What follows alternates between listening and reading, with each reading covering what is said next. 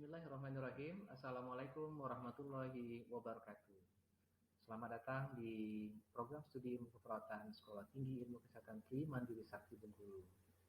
Pada saat ini, saya sebagai dosen di program studi ilmu keperawatan Departemen Community Health Nursing atau keperawatan komunitas. Ingin mengajarkan saudara semuanya tentang keperawatan keluarga.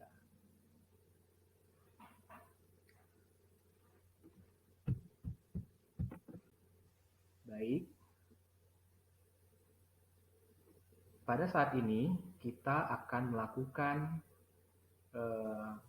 pembelajaran dengan judul konsep dasar keperawatan keluarga. Adapun tujuan pembelajaran kita pada hari ini adalah yang pertama, diharapkan kepada mahasiswa mampu untuk menjelaskan pengertian keluarga.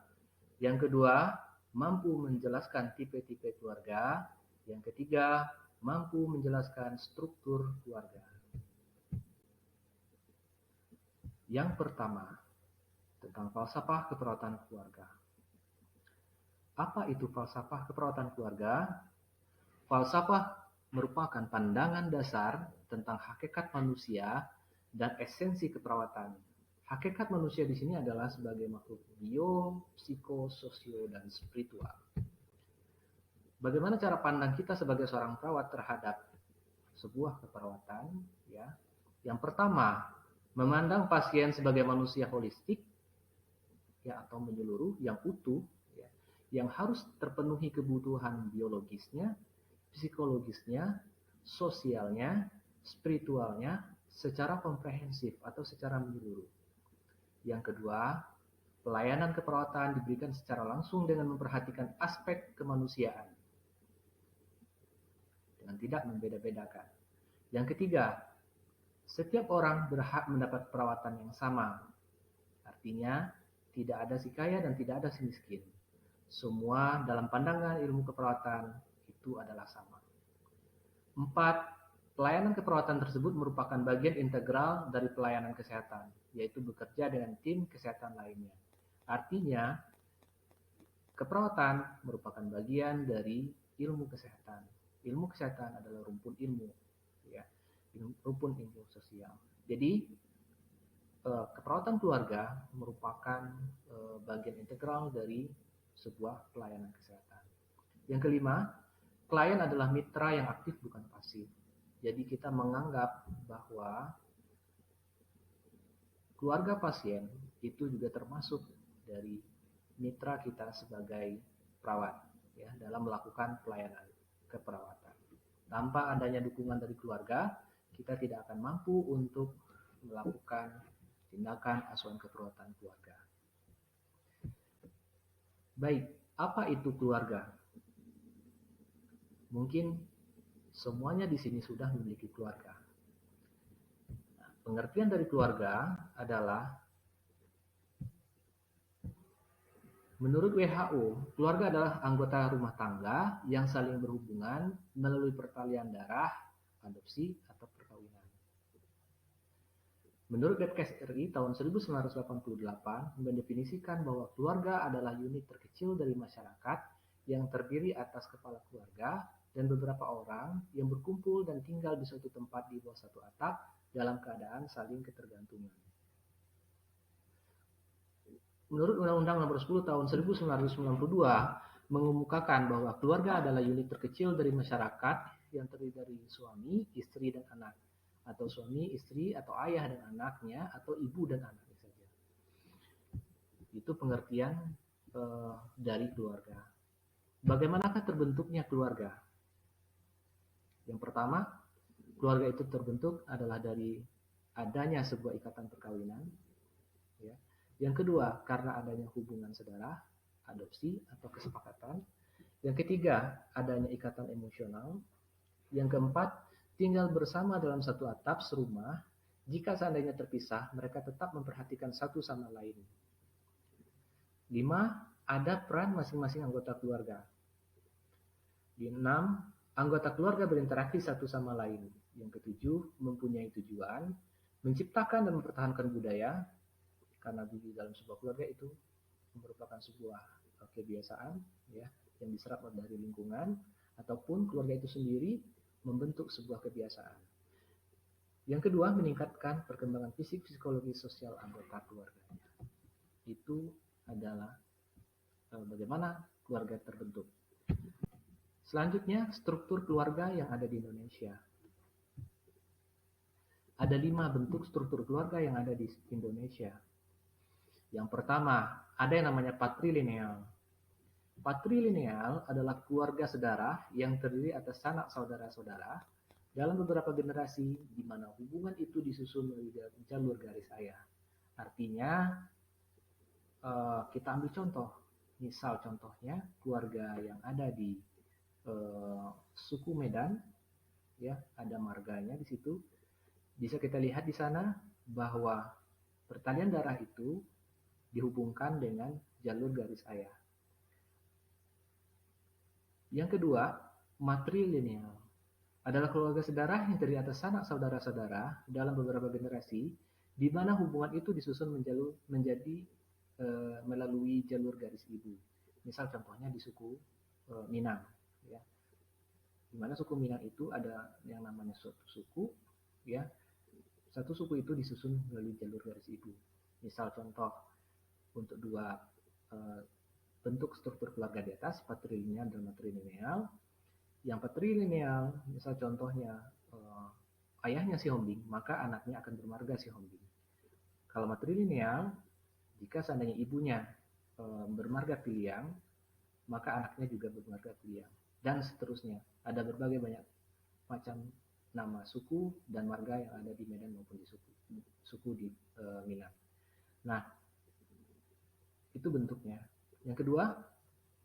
Yang ketiga, matrilokal adalah sepasang suami istri yang tinggal bersama keluarga saudara istri. Artinya, ia tinggal di daerah di mana mayoritas besar keluarganya adalah dari daerah istrinya. Begitu pula sebaliknya, patrilokal adalah sepasang suami istri yang tinggal bersama keluarga saudara suami. Artinya setelah menikah, mereka akan tinggal dengan sejumlah keluarga besar yang ada di pihak istri ataupun pihak suami. Yang kelima adalah keluarga kawinan. Adalah hubungan suami istri sebagai dasar pembinaan keluarga, dan beberapa sanak saudara menjadi keluarga karena adanya hubungan suami istri. Kita lanjutkan mengenai tipe-tipe keluarga. Yang pertama, tipe keluarga, nuclear family. Ya, apa yang dimaksud dengan tipe keluarga nuclear family? Ya, tipe keluarga ini adalah tipe keluarga yang normal, yang terdiri dari ayah, ibu, dan anak. Ya, tinggal di dalam satu keluarga, di bawah satu atap, itu disebut dengan nuclear family. Yang kedua, extended family. Extended family ini merupakan tipe keluarga di mana keluarga inti yang terdiri dari ayah, ibu, dan anak itu ditambah dengan keluarga lain, ya, seperti bibi, paman, dan keluarga yang lain dari pihak istri ataupun dari pihak suami. Itu dikatakan extended family. Yang ketiga, reconstituted family, ya, artinya di sini keluarga inti, ya, itu terdiri dari ayah dan anak atau ibu dan anak, di mana terdapat keluarga lain hasil dari pernikahan sebelumnya. Ya. Yang keempat, single parent. Artinya di sini ada salah satu dari pasangan itu sudah tidak bersama lagi. Ya, bisa ayah dan anak ataupun ibu dan anak. Bisa karena cerai ataupun cerai mati, ataupun berpisah. Yang kelima, middle age. Tipe keluarga middle age adalah tipe keluarga di mana seluruh anggota keluarga itu sudah dewasa dan mereka tinggal bersama baik dengan anaknya ataupun dengan tidak anaknya. 6. Single adult itu adalah tipe keluarga di mana terdiri dari hanya satu orang dewasa sendiri, ya, jadi dia hidup sendiri tanpa ada keluarga yang lain. Itu dikatakan tipe keluarga single adult. Selanjutnya, institusional. Institusional merupakan tipe keluarga di mana di dalam satu keluarga itu tidak ada,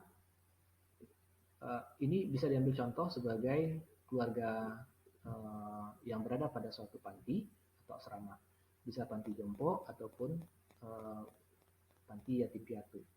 Nah, dia dikatakan sebagai institusional. 8. Cohabit couple. Cohabit couple adalah tipe keluarga di mana pasangan ini memiliki anak namun tanpa pernikahan. Nah, ini merupakan tipe keluarga yang dikatakan tidak sah di Indonesia, ya, tidak dikatakan sebagai sebuah keluarga, ya, tapi merupakan serapan dari bentuk tipe keluarga modern yang berada di luar Indonesia. Yang kesembilan adalah commuter married, ya, commuter married itu sama juga, ya, dengan cohabit couple. Jadi kesimpulannya seperti apa?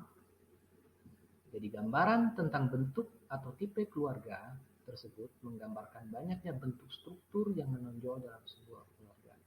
Implikasinya bagi keperawatan bahwa tidak ada bentuk keluarga yang benar atau salah, layak atau tidak layak, melainkan keluarga harus dipahami dalam konteksnya. Tipe hanya sebuah referensi bagi penataan kehidupan keluarga sebagai kerangka kelompok kerja primer dengan memperhatikan setiap upaya keperawatan yang dilandasi dengan pemahaman akan keunikan dari setiap keluarga.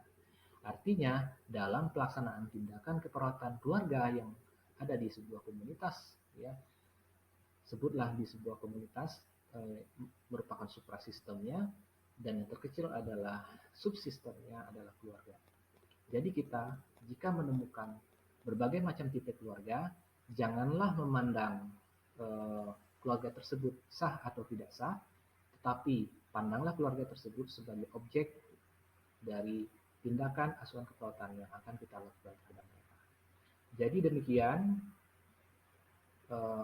perkuliahan kita hari ini. Lebih dan kurang saya mohon maaf.